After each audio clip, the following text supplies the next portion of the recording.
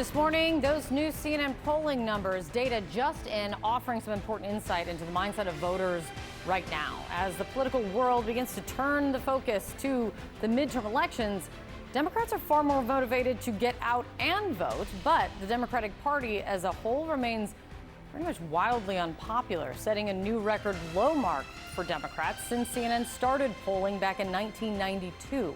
At the same time, the American public also largely agrees that full Republican control of the White House and Congress is bad for the country.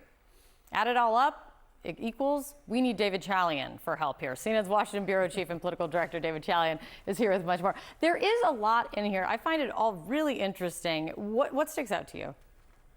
Yeah, I mean, those enthusiasm numbers to me, if you were looking at the midterm election sort of starting point that we're going to now be in for this next year and a half game, those are critical numbers for any party looking to win an election. You want your folks to be more motivated than the other side. 72% of Democratic and Democratic-leaning independents in our brand new polls say they are extremely motivated to vote in the midterms. 22 points higher, Kate, than that 50% mark there among Republican and Republican-leaning independents. Democrats are more fired up right now than they were even in advance of last fall's presidential election. But as you noted, there is a problem here. That's the opportunity for Democrats. But the challenge is that they're broadly unpopular as a party. Now, so too are Republicans. I don't think the country is really happy with either party. But look at these numbers. I mean, 28% favorability for the Democratic Party among Americans in this poll, a record low. That 33% favorability, not much higher for Republicans. That's its low point since January 2021 in the immediate aftermath of the insurrection. But here's what I think, Kate, is important to note. Democrats seem to be more disappointed in their own than Republicans are. Look at the favorability broken out this way, and you'll see that views of your own party, so among Republican and Republican-leaning independents, 76% have a favorable view of the Republican Party. That's only at 58% among Democratic and Democratic-leaning independents rating the favorability of their own party. So, facing historically bad numbers, I think anyone could say is not something any party is looking for in any category. But I mean, incumbents will see that and they're going to pay attention to it, right? If the party's not looking good, we're in trouble. But do you think incumbents should be worried?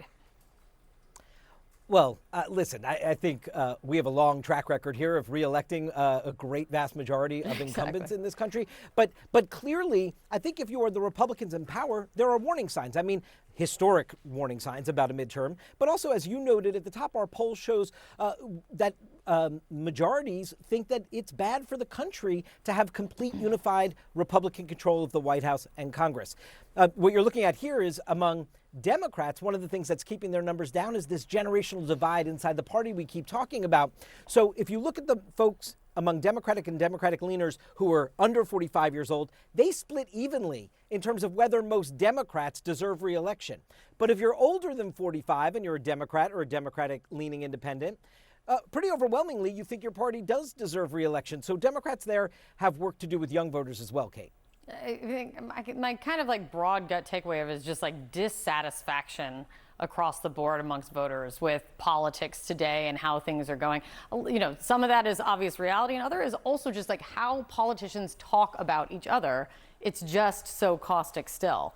It's good to see you, David. Thank you so much. New polling into CNN shows Democrats are fired up for the midterm election, but there are some red flags for the party as they look to retake some control in Washington, D.C. The new poll finds 72% of Democratic-leaning registered voters are extremely motivated to vote in 2026. That is 10 points higher than the month before the 2024 election. But even with that rise in enthusiasm, the favorability of the party is at all-time lows. The same poll finds the Democratic Party has a favorable rating of just 28%, and that's the lowest CNN has found since we started polling in 1992. Potential Democratic presidential hopefuls, like say Kentucky Governor Andy Beshear, believes that there's an opening with voters. People will give their votes to people they sometimes disagree with, but you got to show them the respect. That's the deal I've made with Kentuckians, and that's the deal Democrats need to make with America. Joining me now to talk about this, Afton Bain. She's running as a Democrat for Congress in Tennessee. Afton, good morning. Welcome to CNN This Morning. Thank you so much for having me. Okay, so I feel like you're among the younger generation that is trying to run for some of these new seats. And we were looking at our polling earlier, and it found there's a good number of voters in the Democratic Party who are actually like their satisfaction with who they have. It breaks down by generation. Some of the older voters are like, I'm fine with this. The younger voters are complaining. How do you win over that older crowd? I think the energy is palpable. I think the electorate wants to see young voters, young leaders lead this charge. They want to see us usher in a generation of prosperity. They want to see us take charge, elbow our way into the table, and to really be vocal about the issues that are affecting us. This country has been full of broken promises and a lot of unfulfilled commitments. Young people are suffering, and we've had to figure out how to resist and organize against that. And so now we really just want a seat at the table. Do you feel pushback in the establishment? I mean, things may be better for you in Tennessee, but if you look at, say, I think the special election, you had Deja Fox lose in Arizona. David Hogg had a big falling out with the DNC. Where do you stand on something like this, where he's saying, look, we should actually primary those folks who we think should be out? Well, for me, I mean, I'm focused on my race. I'm running for the 7th Congressional District. I think in Tennessee there is a lot of good old boys club, good old boys network. But I will say that the energy is palpable to see young, especially young women, running for leadership positions and breaking the mold when it comes to Congress. Let's play a game.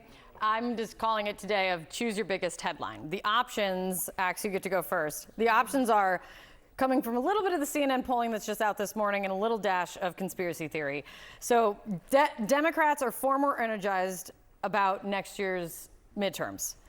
An overwhelming majority of Americans tell the Democratic Party, we do not like you, with favorability hitting the lowest point for Democrats since CNN began polling in 1992. Or young Democrat-aligned voters are split on whether Democrats in Congress should even be reelected, or Jeffrey Epstein. Which is the biggest headline? Well, that's a tough one. That's like choosing between your kids. What do you? How do I choose? Yeah. No. Look. Let's talk about the Democrats. Yeah. I mean, maybe this rescission package, by the way, that passed in the middle of the night through Congress, where Congress sort of gave their authority away to the president.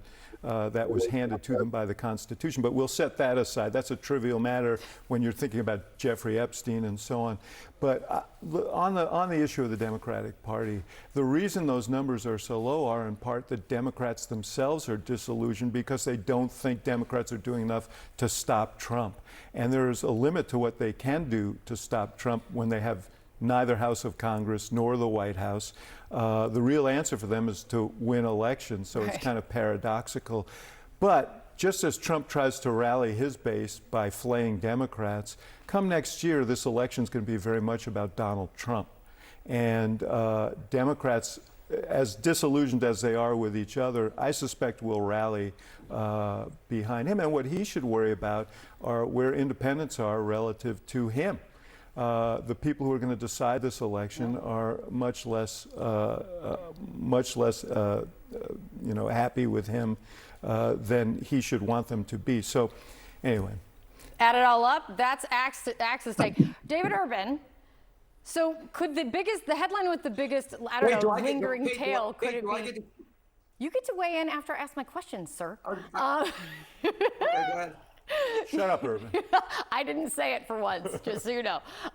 But to Axe's point, is the headline with the longest tail the enthusiasm numbers that Democrats are ready to vote and ready to vote now?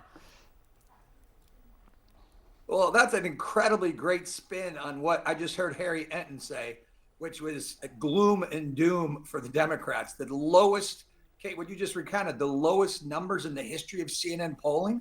I mean, there's no way to spin that and say that's good. You could try to, and I agree with Axe. The midterms are going to be incredibly close. Midterms are never, well, I shouldn't say never. They're generally not blowouts in either direction. Although Axe enjoyed that when his former boss was in power. But this upcoming midterm election is going to be incredibly close.